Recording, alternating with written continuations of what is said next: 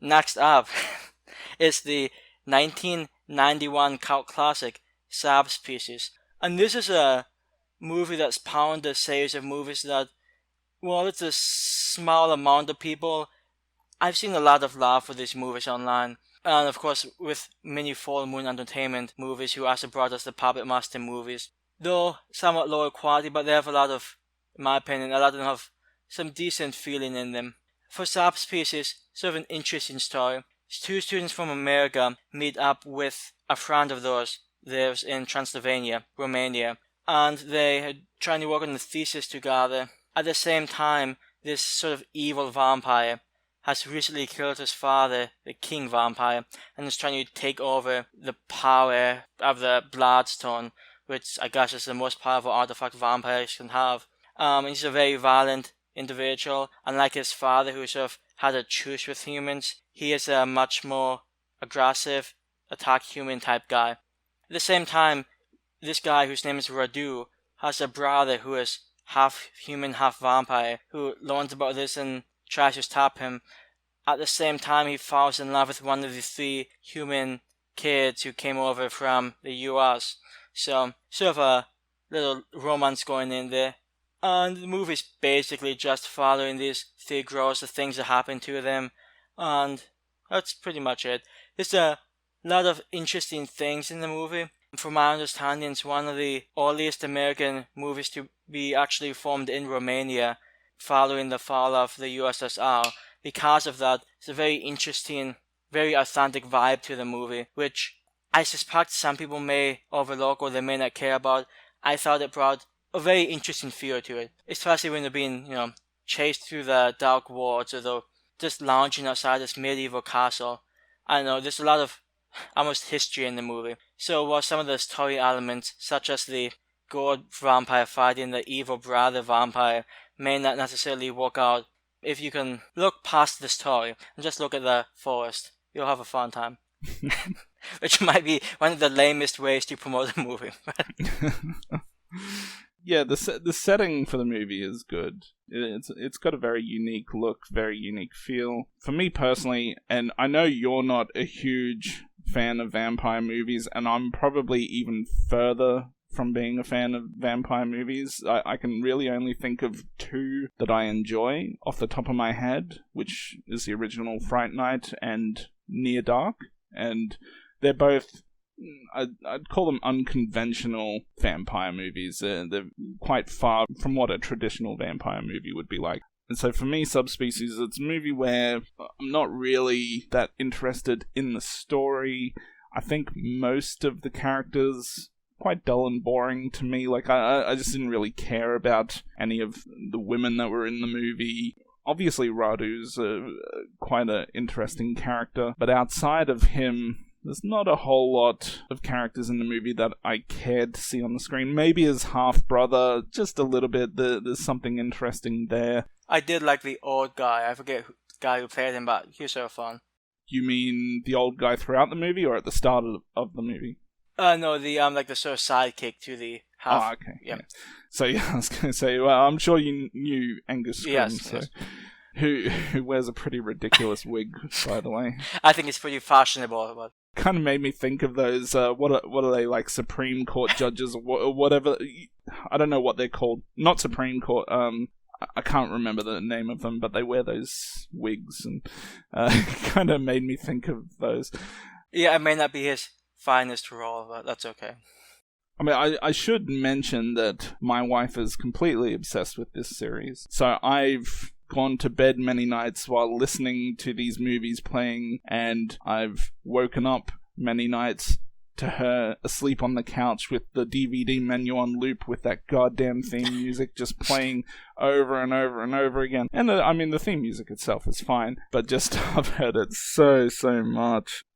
I'm not sure if you're aware, but they are actually making a new Subspecies. Are they really? Yeah, it's I think it's due to come out February next year. They announced it a couple months ago. That is interesting. Yeah, but I think they're still getting is it Anders Hove or Hove? I'm not sure how to pronounce his name. I believe he's returning as Radu. I suspect I've never seen any of the other Subspecies movies, so maybe you can correct me. Is that vampire Radu, is he the only recurring character? To be honest, I never pay too much attention to the movies Okay. when my wife's playing them, but he's the only main bad guy that stands out to me. I'll just say that. Yeah, I will say, well, some elements of the story did do it for me. I really did like Radu's design. I thought it was a very sort of Count Olaf, Nosferatu type vampire design, and I appreciate that, especially the really long fingers and fingernails. So, I always enjoy it when vampires veer away from the Bela Lugosi classy feel, more into the grotesque, subhuman feel that went for. I'm not so much sure if it's more apparent in the sequels, because I did review the second movie at some point a while back, and I made a point about how Radu sounds like he's auditioning for a role in The Godfather. the way he speaks, and at some point in the movie, I'm kind of expecting him to just randomly blurt out something like, "What did I do to deserve this flat, flavorless Manhattan?" I don't know. He's an interesting character, but one that I kind of make a little fun of on the side as well. There was one scene in the movie, though, that I guess stood out, outside of the opening scene, which is fine. I can't remember the scene where they're having some sort of party. The scene where he pops up behind the mask. Yeah, it's like a festival of the undead type thing. Yeah, the festival, yeah, that's it. That scene was good, but there's very few scenes in the movie that really stood out to me. I also sort of enjoyed when it used, when he was being chased away by some characters, his shadow sort of shrink behind him, which, I don't know, it just had a very sort of almost classic horror feel to it. Although, the, I don't even know what you would call them, like the demon-looking minions he creates at the beginning of the movie. I'm not entirely convinced about those particular facts, so I think it was, I forget how they did that, but they didn't necessarily look great. And honestly, they also seem sort of pointless in my opinion, but that's just a small thing I noticed when watching it. At times they look okay, like when they're doing a very close-up of maybe one of them, and then when they're trying to put multiple on the screen at once, it's... You can see that they're just kind of layered over the image, so it almost feels like you're watching a really bad 3D movie, or... just in those moments where they are on the screen, and, they just look like they've been stuck to the TV rather than actually in the actual scene itself. At times, those things look good, and sometimes they look really terrible.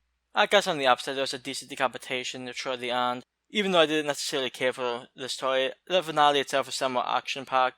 Although, the more I think about it, I'm sort of rethinking my rating on the movie. Well, now's the time to try and get your rating right.